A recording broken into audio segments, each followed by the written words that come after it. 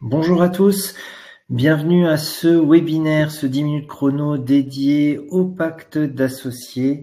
Je suis Jérémy Rojewski, je suis conseiller en création reprise d'entreprise à la Chambre de métiers de l'artisanat de la Moselle. Et donc nous allons voir ensemble pendant cette petite dizaine de minutes donc ce qu'est un pacte d'associés. Son intérêt, son contenu, la différence entre un pacte d'associés et les statuts de la société. Et donc, comment ça va se passer tout au long du parcours d'un pacte d'associés et comment se faire accompagner notamment dans sa rédaction. Donc, qu'est-ce qu'un pacte d'associés? Donc, très concrètement, le pacte d'associés, c'est un contrat qui est conclu entre tout ou partie des associés d'une entreprise.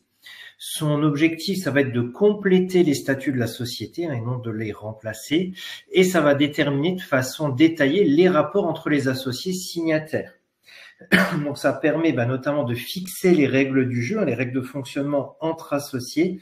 Ça va préciser les droits, les devoirs, les responsabilités des différents associés signataires.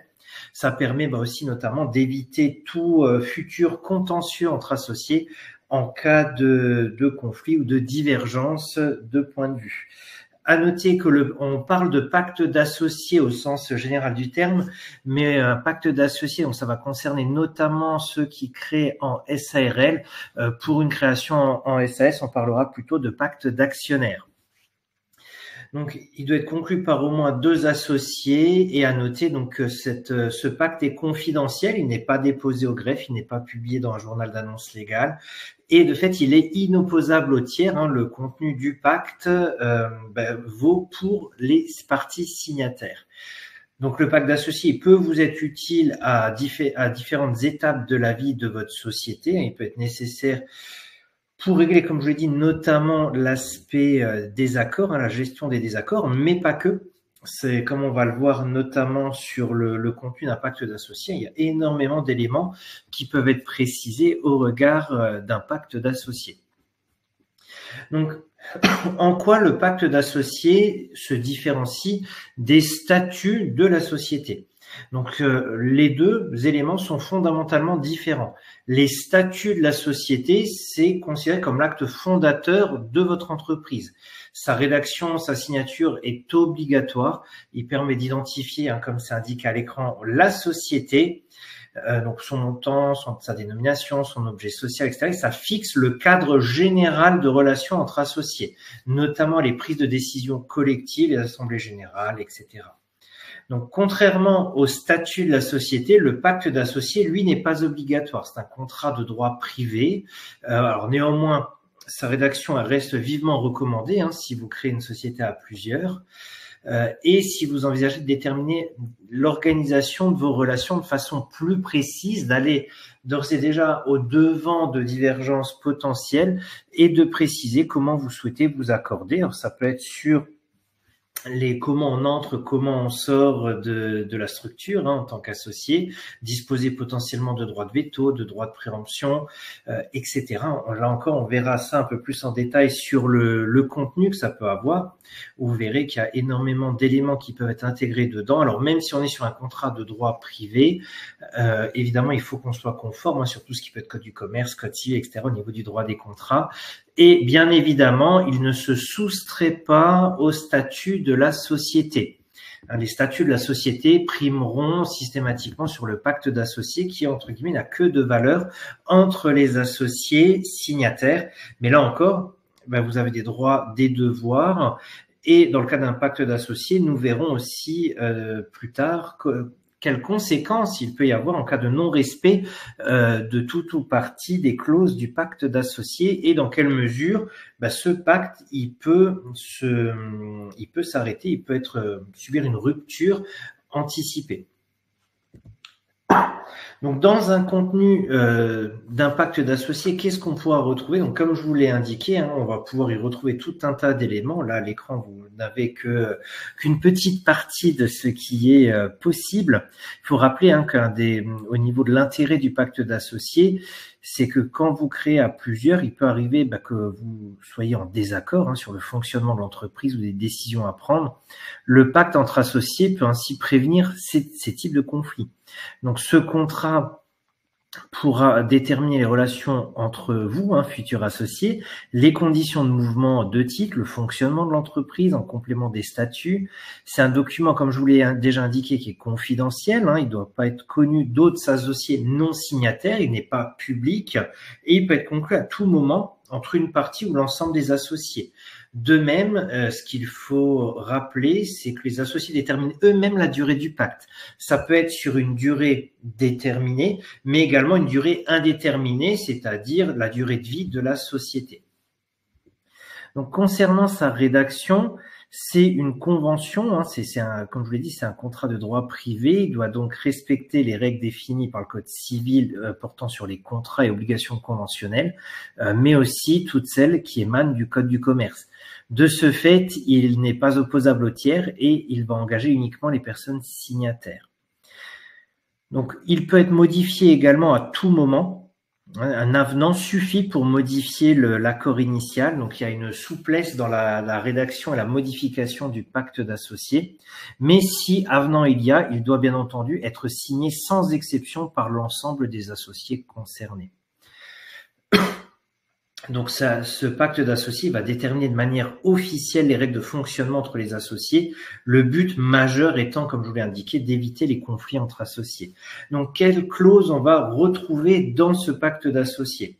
Bien que la rédaction du pacte est relativement libre, il y a des clauses nombreuses et variées qui peuvent être associées. Les principales clauses que nous retrouverons sont les clauses relatives au fonctionnement de la société, c'est-à-dire tout ce qui va être organisé pour le bon fonctionnement de votre société. Donc, il peut y avoir une clause relative à la durée, à la confidentialité, une clause de gouvernance qui peut viser à déterminer les modalités de gouvernance de la société. Tout ce qui peut être une clause de non-concurrence, interdisant aux associés d'avoir une activité concurrente, une clause de répartition, par exemple, des bénéfices, des clauses de rupture, comme on pourra le voir tout à l'heure, des clauses de règlement de différends, etc.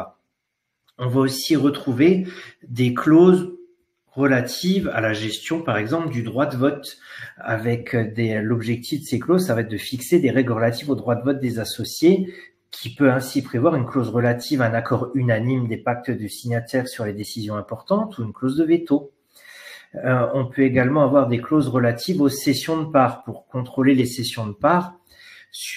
On pourra faire ce qu'on appelle des clauses de préemption qui va imposer à un associé qui souhaite vendre ses parts d'en informer les autres associés afin que ces derniers puissent les acquérir en priorité.